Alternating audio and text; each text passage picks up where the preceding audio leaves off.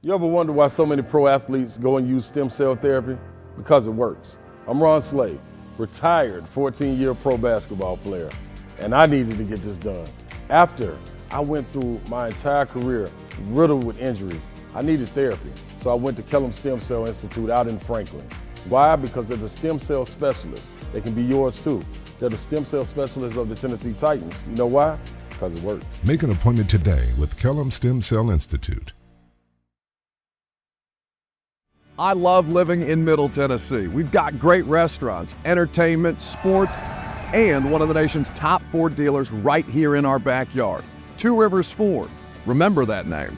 Two Rivers has been a staple in our community since 1983. They're locally owned. They have a non-commissioned sales team, and they sell below MSRP. They've been doing business with integrity for decades. Two Rivers Ford, the South's most trusted Ford dealer.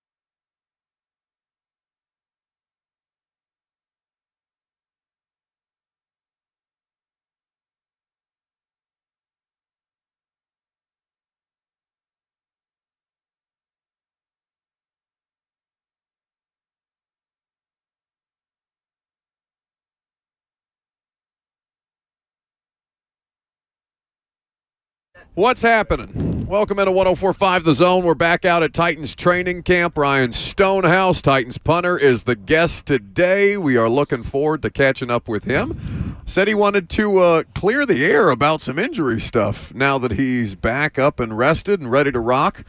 Their intention is to get him some snaps, get him some punts in the preseason game. We'll see if that happens as he punts in front of us directly today. 615-737-1045 is the number.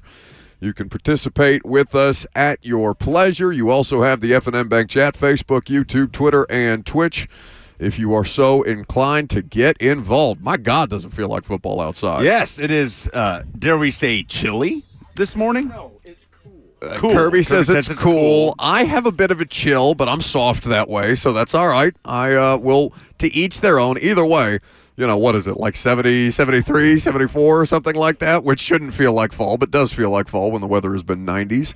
And so you'll take what you can get, and you'll love to see it. Titans back out on the practice field for the next 2 days. It is, in fact, 70 degrees out here on the practice field. And a couple of different things to know. We've just concluded Brian Callahan's press conference. If you didn't hear it or you didn't see it, that's intentional, because a reminder that one Callahan press conference a week will be done without cameras or social media, essentially, like posting the videos, right? So instead, those are just quotes for us to be able to use. So we do have some information to relay to you.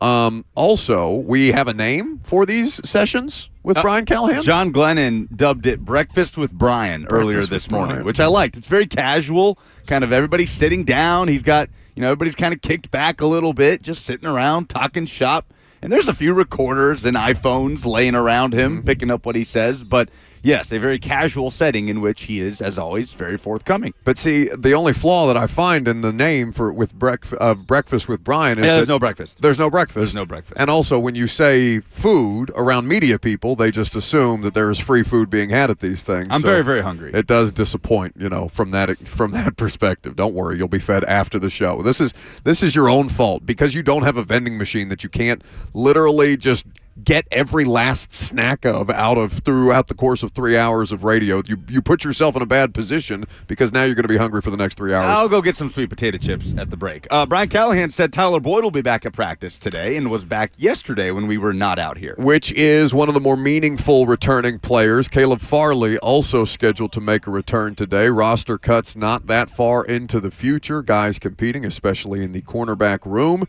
and wide receiver room. So those are two.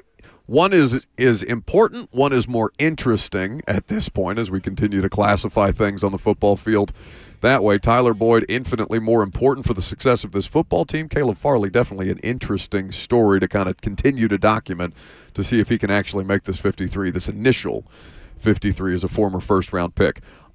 So for your clarification, we are on the practice field. They're stretching on field 2, which is the middle field. Field 1 is the field closest to us as we broadcast from the practice facility. And field 3, which is the furthest away from us, will be the field that they are practicing on. So for those of you who wanted practice play-by-play today, it will not be your day because not only can we not see things, but there are also no fans out here, which means that everything is sworn to secrecy until such time as practice concludes at noon. Will Levis will be at the podium. Will Levis will be at the podium today. That's Jackson Williams back in his dark little smelly hole in the studio, making things run. We appreciate his efforts despite his lack of social ability over the course of the next 2 days. This is something to note, though, because this is the warm-up for their warm-up, right? This is the week that they will have before the starters get a legitimate dress rehearsal and then basically a 2-week layoff before they'll next take the football field in an actual game situation. So trying to get them as many meaningful snaps as humanly possible while still having a bit of buffer for injury. And something that I'm curious to see, because they do have a fair amount of guys already in the protocol. You're talking about Jamari Small. You have Josh Wiley. You have Luke Gifford. And you have Otis Reese, so that's 4 players on this 90-man roster that are already in the concussion protocol. And something that I didn't think about until we were literally walking away from breakfast with Brian was to ask him if any players had given additional consideration to wearing the Guardian caps in games, now that it's already costing them availability. And ahead of the regular season, if there would be any credence given from either starting players or guys who are still trying to make the roster ahead of cut day to wearing the Guardian caps in game, where there is a 20% difference in the rate of concussion of guys who wear them during practice versus not wearing them during practice. And now the rule has allowed for them to wear it in games if they so choose. I'll still be surprised. I will be too. I'll still be very surprised if we see a Guardian cap in a game this season. But what about preseason game number 3? Yeah. You know what I'm saying? Like that's kind of where I'm at with this. And we'll have another press conference with Brian Callahan. I'll ask him that tomorrow. We'll see how many guys clear concussion protocol this week ahead of that preseason finale. But, whatever it looks like, because it does look dopey. We can all acknowledge that it looks a bit dopey, though it's grown on me to the point where it doesn't seem as foreign. It's not that bad. No, it's not that bad at all. But if you're a football player and you want to look good in pictures and this, that, and the other, it takes a little bit from you, right? Yeah. But where there is real money on the line for some of these fringe roster guys, or in the case of Treylon Burks, who has dealt with concussion previously in his past and who has said, I'll continue to think about it, is there any more viability to, at least in this specific game where we expect Treylon Burks to play, to wearing the concussion, to wearing the Guardian cap here? I would think that somebody would be like, hey, maybe just think about it. Maybe just think about it a little extra this week, and you don't have to wear it during the regular season. It's entirely your choice, but maybe just to make sure that everything is on track for you to capitalize in regular season play where concussions happen more frequently once you have them, perhaps give a little extra consideration to preseason game number 3. Probably a question more for Treylon Burks and the players, sure. Because I imagine Callahan would defer to them and say obviously they would be open to that, but probably a question for them. Kearis Jackson's not going to be out here today. Nope. And no Kyle Phillips either. Mason Kinsey broke his pinky, according to Brian Callahan. Well, according to Ron Davenport, we talked about that earlier in the week about Mason Kinsey breaking his finger in the preseason game and then returning. Though he said he did intend to try to practice today. It sounds like they're gonna keep him out a little while, but probably do more harm than good trying to practice through the broken pinky that way. Outside of that, he gave TK McClendon a time frame of a couple more weeks too with that turf toe and D-line depth. He expressed a little bit of concern about the interior D-line depth that has taken a hit with Davidson and McClendon. I am curious to see what happens with their interior defensive line depth, because I did ask him how he feels about Coburn and Bohanna and other guys, Aitan, that are getting some reps there. And he said Abdullah, who came in for Marlon Davidson. And did play a little bit in that first preseason game despite being signed, like the day before? Yep. So they have some options, but Brian Callahan, I think it's noteworthy, and this is always going to be a consideration, but that they have to continue to keep their eye out on roster cuts elsewhere and the free agent market to see if there's not guys who can continue to help them and churn the bottom of that roster, because the defensive line depth was already kind of a question mark. You felt better about it after you saw Marlon Davidson and TK McClendon in the preseason games. Then one tears his biceps, he's done for the year. The other one has turf toe, and that could cost you a period of weeks, and in some cases, depending on the severity, right? Because you saw some guys, I can't remember who it was reported was having turf toe surgery yesterday. Oh, that sounds so awful. By Ian Rappaport of the NFL Network, but that can cost you a month, if not more. Keandre Coburn, it feels like, is going to be really important to this team's D-line depth. When you get past Jeffrey Simmons, Tavondre Sweat, and Sebastian Joseph Day, feels like now he's that first name up in terms of the depth there. So his health is paramount moving forward, obviously, in the health of the other 3 starters as well. So we will continue. We'll preview the specialists today. So punter, kicker, which a lot of you guys have questions about based on the last preseason game, and the returners. No question who's going to be the long snapper again for this team this year, so we'll take a little bit of the drama out of that. Legend. For our specialist preview. But a couple of things that I want to get to that we're going to talk about in greater length on Friday, but that I wanted to mention here because we brought it up yesterday. I started watching the Steve McNair Untold last night. And? I have so many thoughts. And I fell asleep, to be honest with you. But that's just because I was watching it after a wonderful night at T-Line over there in the Nation. It's a great time with some curling and bowling. So we appreciate the people at T-Line for having us out. But I went back home, and about 9:45, I saw that it was on Netflix, and I was getting ready to go to sleep. So we started watching it, and it was captivating. It transported me to a different time in Nashville. Some of the stuff some of the stuff you've seen, and some of the stuff that I can't it's hard for me to imagine that time in Titans football where it was such a craze. Such a craze. Yeah, it was an era of Titans football and an era of this city that you did not experience whatsoever, right? So it's very different for you watching it as opposed to somebody that is from here, born here, grew up here, and remembers when Nashville was Nashville, just a town in Tennessee that suddenly got an NFL team. So, I can't wait to watch it. It does sound like something we don't have time for today. No, we will spend more time, but I did just briefly want to mention it because it did debut last night, and we're going to spend – so you guys should watch it so we can all talk about it on Friday when we're back in studio. Coming up next, Charles Davis of CBS Sports, and, of course, he is doing the Titans preseason broadcast with Paul Burmeister and Corey Curtis. He will join us and give his thoughts on this team coming up next. Live from Titans training camp, I'm Buck Rising. It's 104.5 The Zone.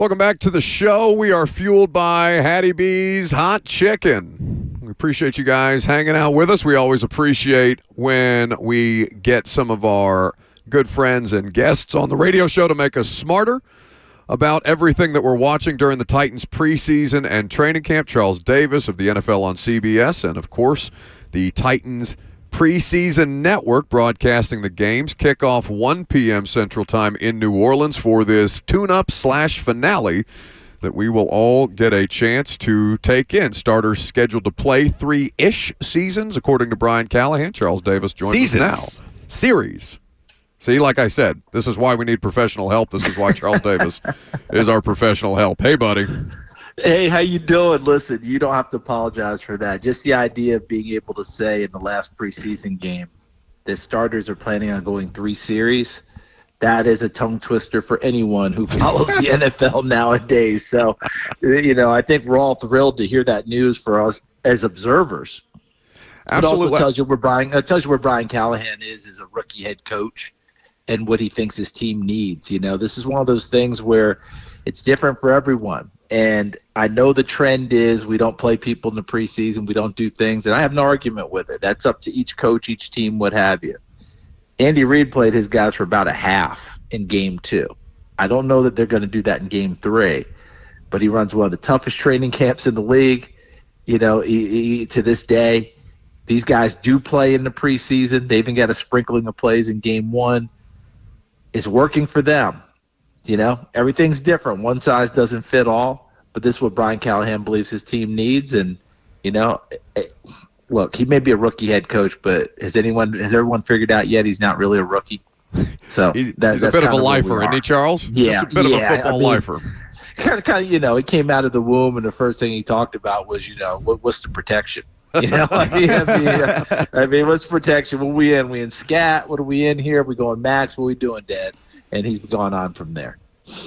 That's something that I think that fans, may get lost in the shuffle or lost in translation, Charles, that there is no one set way to orchestrate the preseason, right, to get your starters ready for the game, especially where the regular season has never been longer, where the exhibitions, they have their functions, they have their situational football purposes, but Brian Callahan's talked about this, and this is something that he gets from his dad, who certainly has a long and storied history in this game, that you want to make the practices harder than the game experience themselves, and that's exactly what they did, certainly in that first day against the Seahawks.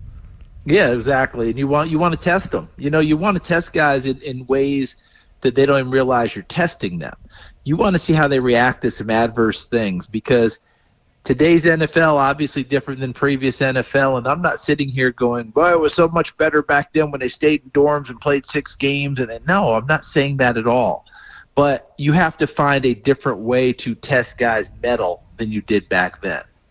When Tony Dungy was with Tampa Bay, one of the things that he would do is he would arrange, a joint practice or something, let's say with Miami or let's say with Jacksonville. And he'd pop them on the bus at dark 30 and roll up there, and they would go at it. And back then you had 2 practices, as you might remember, guys. So it's a little bit different then, but you'd roll up there, have a practice, have lunch and what have you, have a second practice, and then roll back the same day. You know why he did it? He wanted to know who was going to complain all the time. He wanted to know who was going to not give him max effort. He wanted to know who was going to go, well, Coach, where's the hotel? How come we're not staying over? How come we didn't come up the night before? What's going on here? He wanted to kind of get a sense that, hey, we're just going to roll with the punches, and that goes right into, this is going to be way more difficult than you're going to do it during the regular season. Let's put you in some tough positions now, so when the season comes, not much is going to faze you. Charles Davis of the NFL on CBS here with us on 104.5 The Zone. Charles, the Titans are coming into this kind of as a dress rehearsal run-through before the start of the regular season. How valuable can that be in that preseason finale? Because so often you see teams go the other way. Like you said, every coach will do it his own way, but so often teams peel back in that final preseason game. What is the value to giving starters the most amount of reps they've had throughout the preseason in that final game? I think the value is just when you actually go and play for real, when this final roster happens, the guys who are doing it on Sunday are going to make that roster. We have no illusions about that, right? So everything in the routine for game one you do now. And for some people, they're like, that seems to be overrated. Other people, they find value in it. And I go back to the first preseason game. Remember how he played the starters that could play? He wanted them to go out with each other, build that cohesion, that togetherness, all of those things. This one is everything. How you travel, what time the buses leave for the stadium, what time the specialists go out on the field, at whatever time, the next group. Try and get it all down. Have everything detailed so there's full precision when they hit Chicago. I played high school basketball for my dad, watched my dad coach high school and small college basketball. And every year I would watch him as a kid, and then, of course, when I played with him, it was the same thing. As we got close to the first game, within days of the first game, he would start to sprinkle in the things of the routine of what we're going to do on opening night. And then he would build up to it, and then a couple of days before the game, we would do the full deal, not necessarily riding buses and all that other stuff. It was high school, so let's not get carried away here. But the idea of, okay, you guys go sit in the stands right now, you're watching the JV game. Okay, what time are you going to leave the JV game, go get dressed? All right, you're going to pull on, it's your practice uniforms, no big deal. All right, well, here we go. JV game's over, court's cleared. Here's our entrance, here's our warm-up routine. We're going to do this. We would practice it, go through it, the whole thing. At a certain point, the horns, we want you off the court, back in the locker room. You see my point. This is what Brian Callahan's doing with his team. Some people, not a big deal to them. To him, there's value in it. And you know something? When there's value in it for the head coach, the smart teams realize that and put value in it for themselves, and off they go. You want to contrast it? Sean McVay with the Rams. As a rookie head coach, you remember, what was Sean, 12 when he took over the Rams? 13? I thought maybe legal age to drive. He had his learner's permit. Maybe 16? He had his learner's permit. I think he was who was the guy who ended up who ended up managing the team, the Twins. It wasn't a Little Big League. Which movie was that one? I forgot which one it was. But his grandfather gave him the team, and then he decided to manage the team himself, and he was still in grade school. Yeah. Well, Sean felt like that when he hit. But you might remember he didn't play anyone in preseason, and people were flipping out like, whoa, what's going on? And they came out of the gate, and they weren't expected to be a great team. Won the division, ended up hosting a playoff game, and got upset by, I think, the Cowboys in their playoff game at home his first year. But that's always been Sean's thing. Like, I don't play my guys in the preseason. It's just not going to happen. Well, he believed in it. His team believes in it. But whatever they're doing in practice, guys, works. Because go check the Rams' records coming out of the gate under Sean McVay. As a general rule, they're usually pretty good. They're not coming out sloppy. They're not coming out with a lot of penalties. I've always wanted to embed myself there and find out what are they doing in training camp that allows them to not play people yet be really precise coming out of the gates. Brian Callahan with a brand new team, a lot of new faces, a brand new quarterback essentially, right? He wants them to feel it in this last game and then carry it over to Chicago.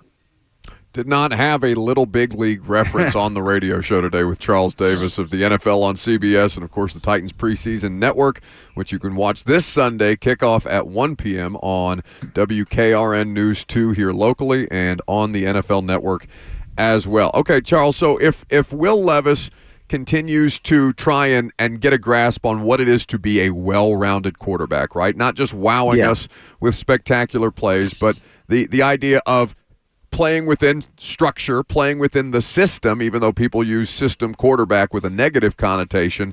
What are you looking for signs of progress for Will Levis in extended work on Sunday? Just continue exactly what you were talking about, being able to play that way. Being able to go through the progressions, go through the reads, and if that shot's there, go ahead and put it on him. But if that shot's not there, guess what? Check it down, take the yardage. Look, you guys know what the kind of backs you have now, right? You see where the backs are. This is a big-time deal where both of them can catch out of the backfield, and that 4-yard gain can double or more, right? So you have all those things that go along with it. That's what he's looking for. He just wants to make sure that it continues to cement itself because let's be honest about it. Want to give you another obscure reference? Roger Rabbit. Remember the shave and the haircut? Roger had to answer the shave and the haircut, and he was dying when Christopher Lloyd kept going, dun, dun, dun, dun, dun, dun, dun, and kept waiting for Roger to come out, right? So good. Well, what are we waiting for with Will Levis? For him to not take the check down and say, you know something, I got a big arm, and I'm going to show it off, and throw that thing 35 yards downfield into double coverage. That's what Brian Callahan's trying to do. Hey, listen, for us to move the ball, for us to maximize these excellent receivers that we have, for us to utilize these running backs that can give people trouble, let's not take unnecessary shots. When they're there, I want you to deliver it. I want that big shot, but let's make sure it's there, and let's not be unnecessarily risky with the football. And again, it's another opportunity for that lesson to be absorbed by him. And so far, I think the early returns are pretty good with what I've seen with Will Levis. I've seen practices, I've seen games. I'm not just taking a quick snapshot. I think the early returns are pretty good. You can see there's times he's like, I want to take this. But he fights himself pretty well and makes sure the ball goes to the proper place. Well, Charles, I think Titans fans want to hear about how Will Levis is lighting it up in training camp, about how he's throwing deep balls to Calvin Ridley and how the offense is firing on all cylinders. Sure. And it's been coming along a little bit slower than that, but Brian Callahan talked to us this morning about Joe Burrow's rookie year and how it took until about mid-season in his rookie year for Bengals coaches to look at each other and say, okay, this is what this is supposed to look like. Just how much more growth can a young quarterback experience throughout the course of a regular season versus training camp when they're out here practicing every day but obviously don't have the live bullets flying on the weekend? And those lessons are immediate, and the feedback is instantaneous, isn't it? And that's a whole different deal because you throw the pick in training camp, coach might get on you, whatever. But guess what? There's no scoreboard. There's no thing that says, okay, you've just put us in a bad spot other than, you're trying to absorb the lesson there. Do that in a ball game and see 6 points go up on the board. Do that in the ball game and see field position change, and your defense has to go into sudden change, and now they've got to try and stop people who are already in field goal range or better. All those things that go into it. And then at the end of the ball game, you lose by 3, right? You lose by this, that turnover there, that giveaway there, instantaneous feedback for you. Peyton Manning's he's first ballot Hall of Famer. We know that. He's one of the best that's ever played, and arguably still holds the record for most interceptions in a rookie year. Team went 3-13. He learned. Next year, they were 13-3. Now, I'm not saying that's the immediate. There's other things that go with it. But he learned, and it didn't break him. I'm not saying Will Levis is Peyton Manning, but you guys have been around him.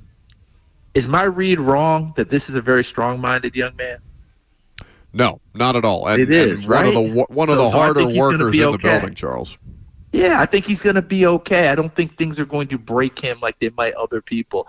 When we talk about playing young quarterbacks and keeping them out of tough spots and all that, often worry that if we're doing that so much and there's that much concern with that quarterback, I don't know he's going to make it in the long haul anyway. No one went through a worse rookie season than Troy Aikman. I mean, we know about all the triumphs and everything else.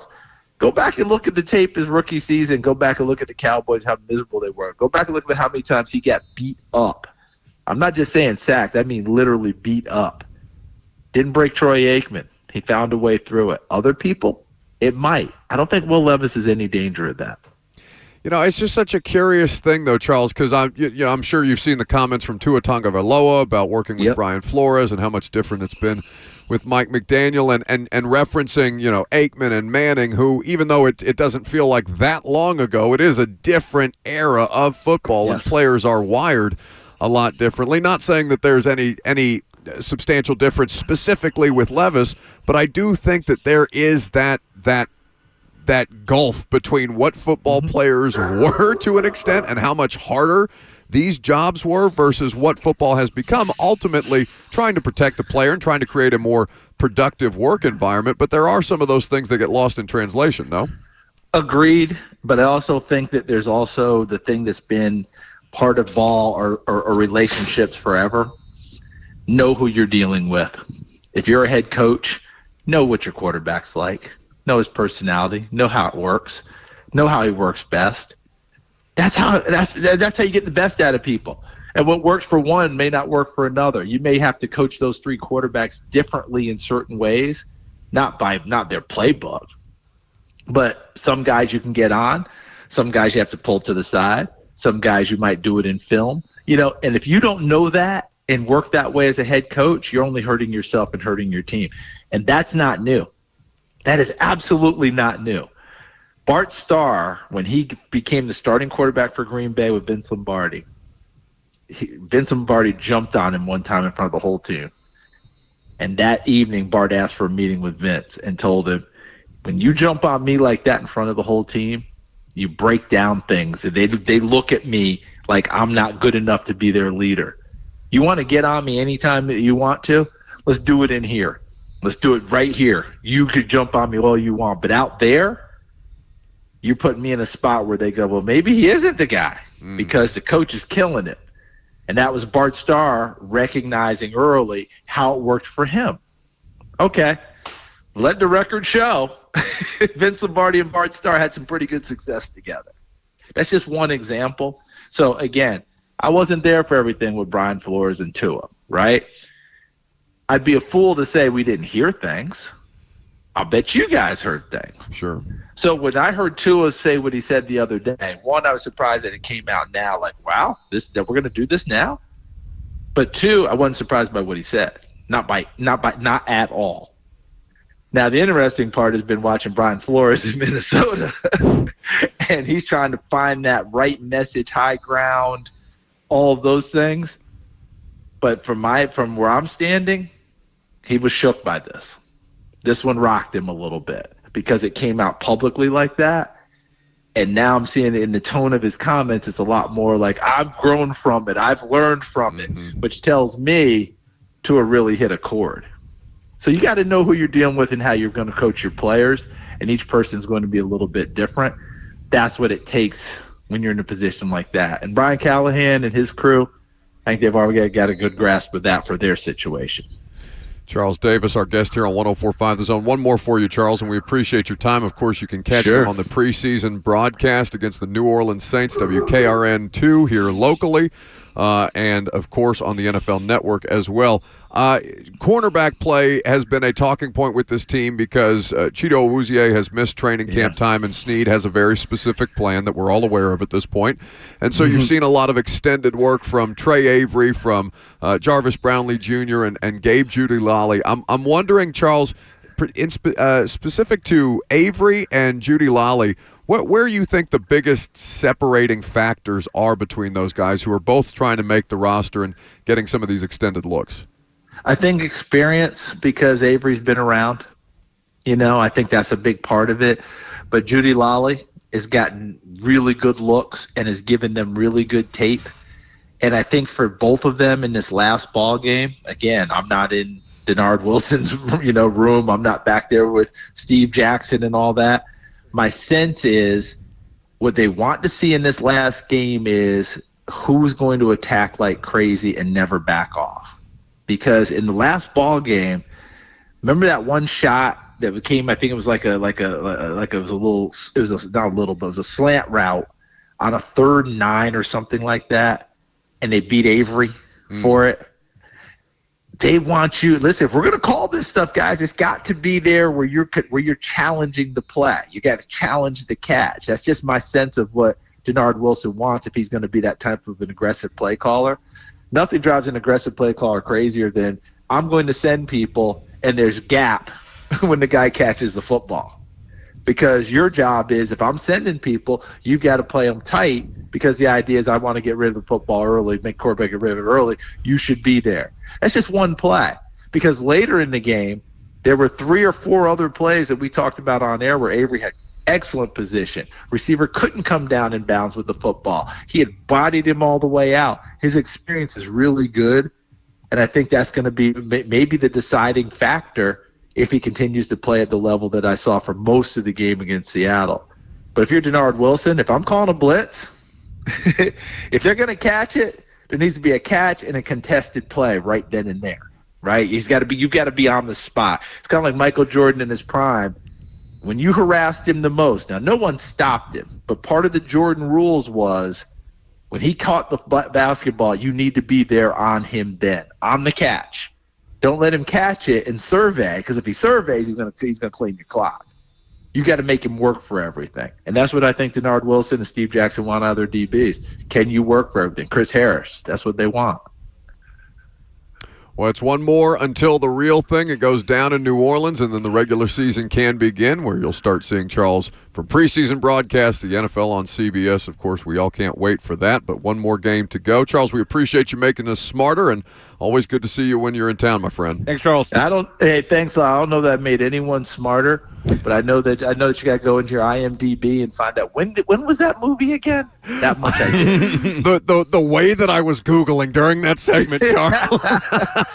hey, next time I see you both, you got to tell me the name of the movie, because it wasn't Little Big League, I don't believe. There was another one, because one was with the Cubs and one was with the Twins. The one I'm thinking about is with the Twins, and Timothy Busfield was kind of like his mentor guy for the kid who took over the team. So next time I see you, I know you'll have that for me. We've got a homework assignment from Charles Davis, and we appreciate his time as always. Honestly, I thought the Bart Starr reference on a meeting with the coach in Green Bay that probably happened in the 60s with Coach Lombardi was more impressive than any movie reference we heard today. Yeah, that would have been somewhere around 1959, 1960. Yeah. Take care, guys.